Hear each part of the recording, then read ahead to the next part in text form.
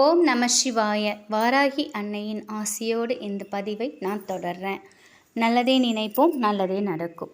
இன்றைக்கி நம்ம என்ன பார்க்க போகிறோம் அப்படின்னாக்கா, நம்ம வீட்டில் சம்பாதிக்கக்கூடிய பணம் தங்கிறதுக்கு முதல்ல என்ன பொருள் வாங்கணும் அப்படிங்கிறத பற்றி தான் இன்றைக்கி பார்க்க போகிறோங்க. பணம் இல்லாமல் எதுவுமே செய்ய முடியாது. இந்த காலகட்டத்தில் பணத்தோட தேவையை சின்ன குழந்தைங்க கூட உணர்ந்து வச்சுருக்காங்க. அந்த அளவிற்கு பணம் எல்லாருக்கும் தேவையான ஒன்றாக இருக்குது. ஒவ்வொரு ரூபாயும் சம்பாதிக்கிறவங்களுக்கு தான் அதோட கஷ்டம் தெரியும்னு சொல்லுவாங்க. அந்த அளவுக்கு நம்ம கஷ்டப்பட்டு சேர்க்கக்கூடிய பணம் நம்மளோட சுப செலவு இல்லை சேமிப்புக்கு பயன்படாமல் வீண் விரயமானால் நம்ம மனசு ரொம்ப கஷ்டப்படும்.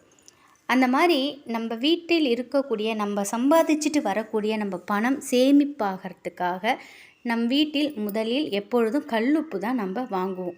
அது எல்லாருக்குமே தெரிந்த ஒன்று தான். எப்பொழுதுமே கல்லுப்பு வாங்கி நம்ம முதல் பணத்தில் நமக்கு வரக்கூடிய முதல் பணத்தில் கல்லுப்பு வாங்கி வைப்போம்.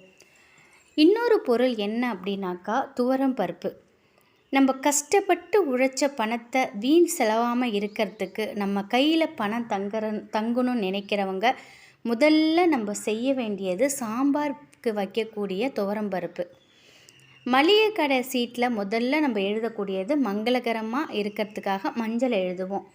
நம்ம வீட்டுக்கு தேவையான பொருட்களில் அரிசி, பருப்பு இதெல்லாமே நம்ம எழுதுவோம். குறிப்பாக துவரம்பருப்பு வாங்கணும் அப்படின்னு எழுதுவோம். துவரம்பருப்புங்கிறது அன்னபூரணி தாயாரோட விருப்பப்பட்ட ஒரு தானியம். அதனால் நம்ம கைக்கு வரும் பணத்தில் முதல்ல துவரம்பருப்பு வாங்கினோன்னா நம்ம வீட்டில் பணப்பற்றாக்குறைங்கிற வார்த்தையே இருக்காது. அந்த அளவுக்கு நம்ம கையில் பணம் பெருகும். அதனால் நம்ம ஒரு நல்லது கெட்டது எந்த விசேஷம் வந்தாலும் சரி, சுபகாரியங்கள் நடந்தாலும் சரி, எதாக இருந்தாலும் நம்ம முதல்ல வைக்கக்கூடியது சாம்பார் தான். அப்போ துவரம்பருப்புக்கு அந்த அளவுக்கு அப்பயே நம்ம முன்னோர்கள் முக்கியத்துவம் கொடுத்துருக்காங்க. அதனால் நம்ம கைக்கு வரக்கூடிய பணத்திலேருந்து நம்ம முதல்ல வாங்க வேண்டிய பொருளாக நம்ம எப்போதும் ஞாபகம் வச்சுக்கக்கூடியது துவரம்பருப்பு தான். அப்போ தான் நம்ம வீட்லேயும் பணம் நிலையாக தங்கும். அதனால் நீங்கள் சிறுக சிறுக சேமித்து கொண்டே இருக்கணும் பணத்தை அப்படின்னாக்கா, நீங்கள் நிச்சயம் துவரம்பருப்பை வாங்குங்க.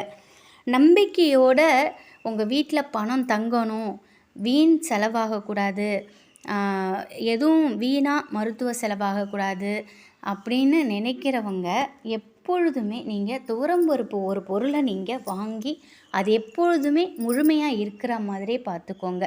எப்பொழுதுமே நம்ம வீட்டில் மளிகை ஜாமானில் கல்லுப்பு, துவரம்பருப்பு இதெல்லாம் நிரம்ப இருக்கிற மாதிரி பார்த்துக்கோங்க. தொடச்சி எடுக்கக்கூடாது.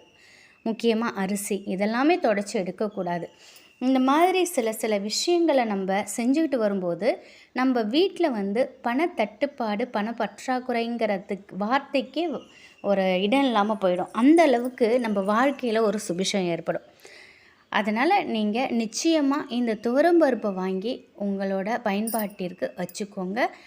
நிச்சயம் உங்கள் வீட்டில் பணம் எப்பொழுதும் நிலையாக தங்கும். மகாலட்சுமி நிலையாக அன்னபூரணி தாயானவள் நம்ம வீட்டில் இருப்பாங்க. நிச்சயம் இந்த தகவல் உங்களுக்கு பயனுள்ளதாக இருந்திருக்கும்னு நம்புகிறேன்.